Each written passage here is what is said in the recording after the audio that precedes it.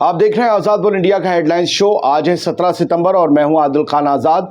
दुनिया के सबसे बड़े अखबारों से चुनी गई सबसे बड़ी खबरों में आज आप देखेंगे याहिया सिनवार ने हूथीज के चीफ को लिखा खत, कहा आपकी मिसाइल ने आयरन डोम की पोल खोल कर रख दी। नेतन्याहू ने तय किया जंग का नया दायरा, साउथ लेबनान के खिलाफ कभी भी शुरू हो सकता है मिशन। हिजबुल्लाह के साथ डील का वक्त हुआ खत्म, इजरायली डिफेंस मिनिस्टर ने अमेरिका को दिया जवाब।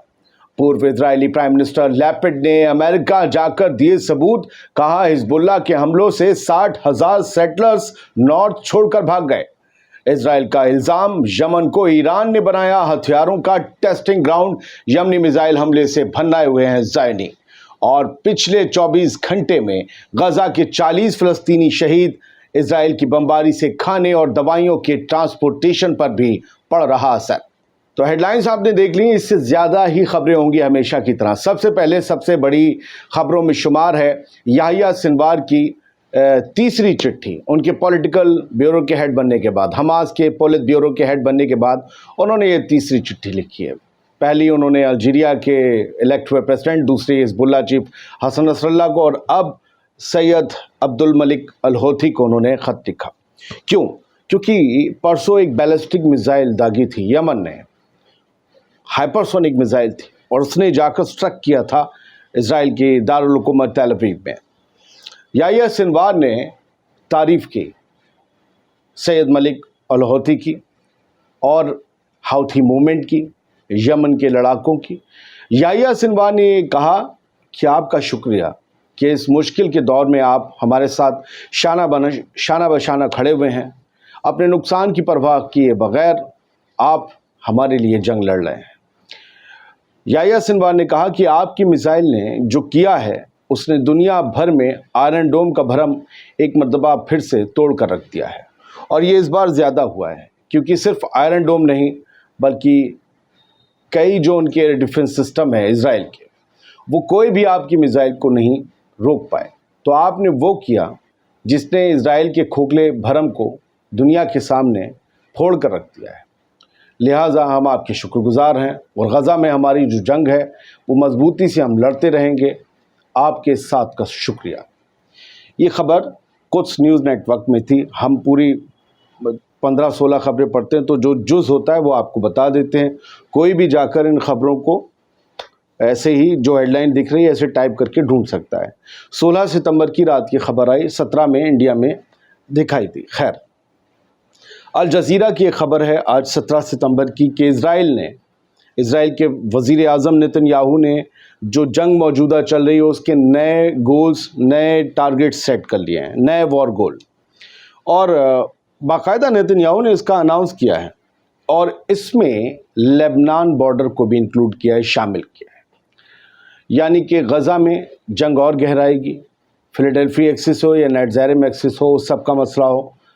और इसके अलावा लेबनान में जो लेबनान से अटैक हो रहा है लगातार हिजबुल्लाह की तरफ से नॉर्थ के इजरायली पार्ट्स पर, उससे निपटने के लिए बहुत जल्द कोई मिशन शुरू हो सकता है। इसकी हरी झंडी नेतन्याहू की तरफ से लगभग दे दी गई है। कहा है कि इंतज़ाम करो, क्योंकि नेतन्याहू ने एक बड़ा वादा कर लिया है कि तमाम सेटलर्स जो नॉर्थ के हिस्सों को छोड़कर भाग गए हैं हिजबुल्लाह की बमबारी की वजह से, हम उन सेटलर्स को उनके घरों में हिफाजत के साथ वापस पहुंचाएंगे। इट मीन्स कि आप वहां रहने का माहौल बनाएंगे। इट मीन्स कि आपको फिर रहने का माहौल बनाने के लिए हिजबुल्लाह को न्यूट्रलाइज करना पड़ेगा या डील करनी पड़ेगी। अब डील तो होने की नहीं। तो ये एक बड़ा एस्केलेशन हो सकता है जो नेतन्याहू के नए बयान में आया है। उसने अपने वॉर गोल नए सेट कर लिए। इट मीन्स कि वॉर बढ़ेगी। आरटी न्यूज़ रशिया का वहाँ हेडलाइन जो है वो लिखी गई है 17 सितंबर में कि time running out for deal with Hezbollah, Israeli defence minister. Israel के डिफेंस मिनिस्टर योव गैलेंट ने ये कहा है कि हिजबुल्लाह के साथ किसी भी किस्म की बातचीत या डील का वक्त अब निकल चुका है। और आप याद रखिए दोस्तों, पिछले 3 दिन में हिजबुल्लाह ने अपने हमले ज़बरदस्त तरीके से बढ़ा दिए हैं, नुकसान भी पहुंचाया है इजरायली सेटलमेंट्स को भी और इवन आर्मी बेसिस को भी। तो मिलिट्री रिस्पॉन्स इज़ नेसेसरी, ये योव गैलेंट कहते हैं कि अब मिलिट्री के ज़रिए यानी ताकत के ज़रिए, आर्मी के ज़रिए जवाब देना ज़रूरी हो गया है حزب اللہ کو. ڈپلومیٹک طریقے سے بات کرنے کا وقت نکل چکا ہے اور یہ سب اس لیے کرنا ہوگا ہمیں ملٹری رسپانس، کیونکہ ہمیں اپنے لوگوں کی جو ناردرن پارٹ میں رہتے ہیں ان کی سیکیورٹی اور سیفٹی کو سنشچت کرنا ہے، طے کرنا ہے. یوو گیلنٹ نے یہ ساری باتیں امریکہ کو بتائیں، یعنی امریکہ کے جو U S envoy Amos Houston پہنچے تھے تیل ابیب. انہیں یہ مان لیجئے کہ بائیڈن کے پہلے صلاح کاروں میں سے ہیں، پہلی لائن کے، اور یہ بس جو کہہ دیں گے وہ ہونا چاہیے، لیکن ان سے جو کہا جاتا ہے وہ بھی ہوتا ہے، دوسرا سامنے والا جو کہتا ہے سیدھا جواب دیتا ہے. تو سیدھی سی بات ہے، حزب اللہ کے ساتھ اسرائیل کی جنگ کے بادل پہلے سے ہمیشہ سے کچھ زیادہ ہی گہرے آج کی تاریخ میں ہیں.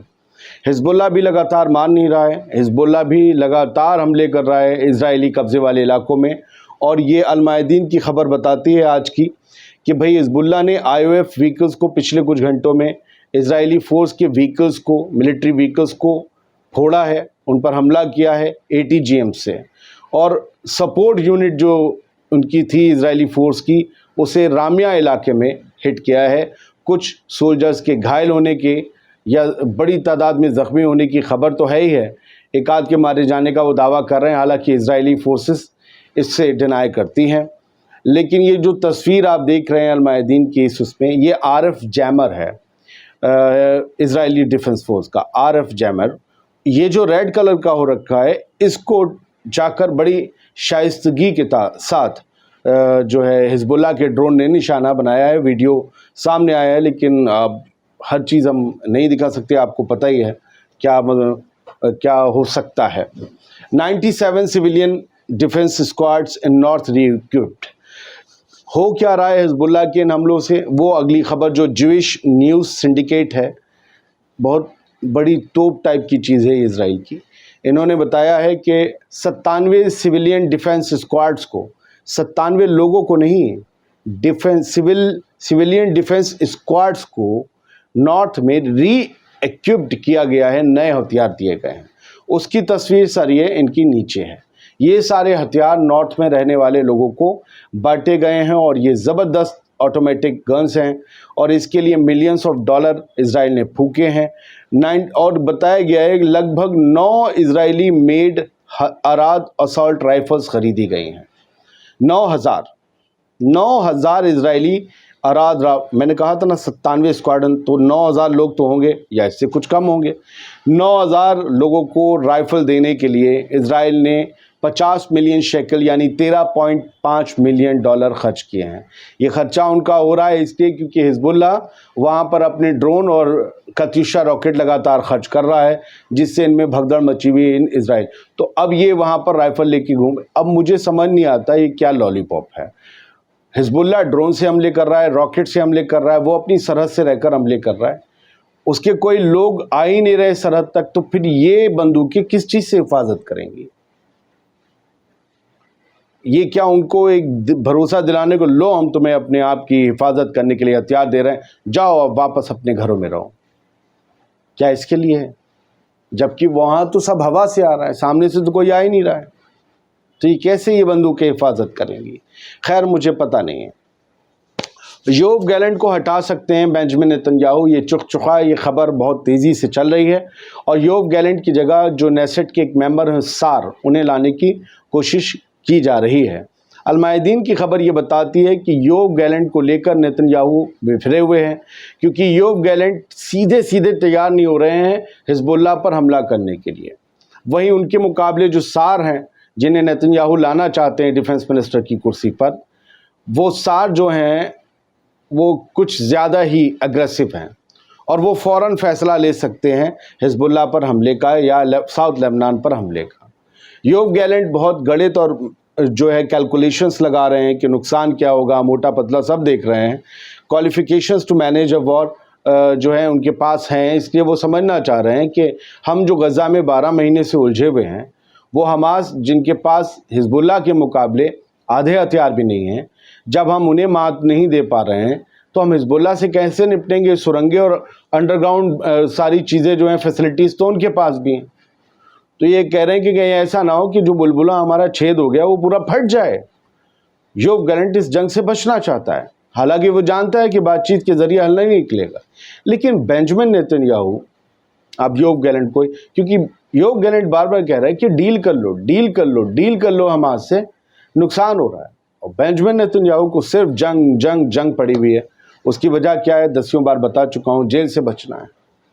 خیر، یائر لپڈ اسرائیل کے پورو پردھان منتری ہیں، سابق وزیر اعظم، یہ واشنگٹن گئے تھے، امریکہ دورے پر گئے تھے، اور ان کی ملاقات کس سے ہوئی؟ امریکہ کے نیشنل سیکیورٹی ایڈوائزر سے۔ جیسے یہاں اجیت ڈوبل ہیں، وہاں اب یو ایس کے نیشنل سیکیورٹی ایڈوائزر کا مرتبہ دنیا بھر کے تمام نیشنل سیکیورٹی ایڈوائزر سے اوپر ہے، یا اس کی طاقت سمجھیے۔ اس سے ملاقات کی یائر لپڈ نے، اسرائیل کے سابق وزیر اعظم نے، تو انہوں نے یہ بتایا کہ کرٹیکل سچویشن ہے، اور اس کرٹیکل سچویشن سے نپٹنے کے لیے کرٹیکل نیڈ ہے اس وقت کہ ڈیل ہو جائے، ہوسٹیج ڈیل اور سیز فائر ڈیل ہو جائے۔ ساتھ ہی ہمیں حزب اللہ سے بھی نپٹنا پڑے گا، ہمیں اپنے کیپٹیوز جو ہیں، ہمیں اپنے ہوسٹیجز فلسطینین ریزسٹنس سے چھڑانے پڑیں گے۔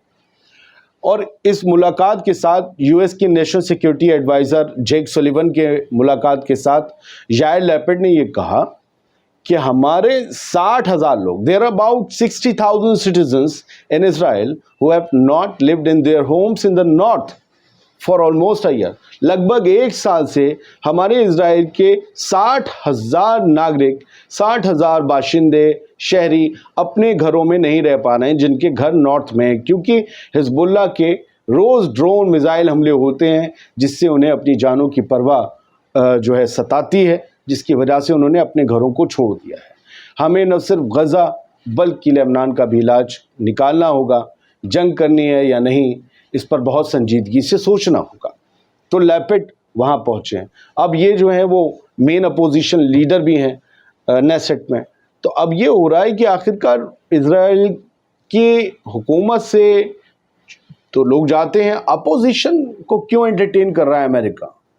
چکر کیا ہے؟ کچھ اس سے ہٹا کے اسے لانے، ویسے لگتا تو نہیں ہے، لیکن پھر بھی یہ چیزیں اپنے آپ میں بہت کچھ کہتی ہیں۔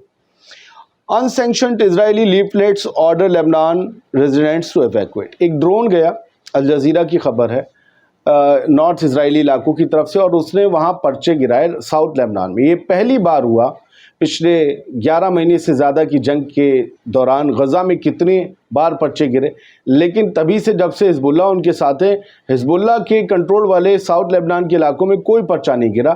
پہلی بار اسرائیلی ڈرون سے پرچے گرا کر ساؤتھ لیبنان میں رہنے والے لیبنانیوں سے کہا گیا کہ اب اپنے گھر چھوڑ کر یہاں سے چلے جاؤ، آپ کی زندگی محفوظ رہے گی، جیسے بم گرانے سے پہلے غزہ میں ہوتا تھا۔ حالانکہ اس ڈرون کو مار گرایا حزب اللہ نے، اس کا ہم نے پچھلے ویڈیو میں ذکر کیا تھا، اور اسرائیل کی جو آرمی ہے IDF، اس نے کہا ہے کہ جی ہم سے اجازت نہیں لی گئی تھی اس طریقے کے کوئی پرچے گرانے کی۔ سوچئے کتنا مس کمیونیکیشن ہے، یا تو ان کے آپس میں، یا پھر صحیح بات بتائی نہیں جا رہی، کیونکہ ڈرون بھی پکڑا گیا تبھی پتہ چلا پرچے آ رہے ہیں۔ خیر، غزہ کا حال یہ ہے کہ پچھلے 24 گھنٹوں میں 40 فلسطینیوں نے اپنی جان گنوائی ہے، حالت بہت خراب ہے، کھانے اور پینے کی، دوائیوں کی بے حد دقتیں ہیں۔ لگاتار ہو رہی بمباری کے بیچ کھانا، راشن، دوائیاں پہنچانے میں لگے سول ڈیفنس یا باقی NGOs کے لوگ جو ہیں، سول ڈیفنس تو خیر بچا رہے ہیں لوگوں کو، NGOs کے لوگ بھی ہیں، انہیں دقتیں آ رہی ہیں، وہ موومنٹ نہیں کر پا رہے ہیں۔ JNS جوش نیوز سنڈیکیٹ کی ایک خبر ہے کہ ایران نے ہاؤتھیز کے کندھے پر بندوق رکھ کر نشانے لگانے شروع کر دیے ہیں، یا لگا رہا ہے، اور یمن کو اس نے اپنے ہتھیاروں کی ٹیسٹنگ گراؤنڈ کے طور پر استعمال کرنا شروع کر دیا ہے۔ یعنی یہ اخبار اسرائیل کا یہ کہہ رہا ہے کہ ہاؤتھیز نے جو بیلسٹک میزائل، ہائپرسونک میزائل پرسوں داغی تھی، وہ ایران کی میزائل تھی، ایران سے دیے گئے ہتھیار تھے، بس زمین یمن کی ہے تاکہ ایران پر سیدھے کوئی نام نہ آئے اور اس کے خلاف کوئی حملے یا جنگ نہ شروع کر سکے۔ ایران ہی سب کچھ کر رہا ہے، یمن ہو یا حزب اللہ ہو، یہ اسرائیل کا کہنا ہے، جبکہ یمنی پہلے کہہ چکے ہیں، ایران بھی کہہ چکا ہے کہ یہ ان کی خود کی قوت ہے یمنیوں کی، کہ انہوں نے اپنی میزائل ڈیولپ کی ہے، یہ ان کی خود کی قوت ہے، ہمارا اس میں کوئی یوگدان نہیں۔ یحییٰ ساری نے جو ہے developed, newly developed hypersonic, newly developed, पहले फ़लस्तीन आई थी, ये फ़लस्तीन 2 है जिस मिसाइल से परसों हमला किया इजराइल पे, उसका आज वीडियो जारी हुआ है। हमने आपको पिछले वीडियो में उस मिसाइल की झलकियां दिखाई हैं, क्लिप्स दिखाई हैं, ज़रा देखिएगा जाके। तो इन्होंने ये कहा है कि हमने टेल अवीव में जाकर स्ट्रक किया है, वो हमारी नई डेवलप की गई हाइपरसोनिक मिसाइल है, उसका नाम फ़लस्तीन 2 है और उसे रोकना दुश्मन के लिए बिल्कुल भी मुमकिन नहीं है। मुझे लगता है आज बस खबरों में इतना ही। काफ़ी ज़्यादा हेडलाइंस आपको, अभी बहुत कुछ था लेकिन वक्त की पाबंदी है।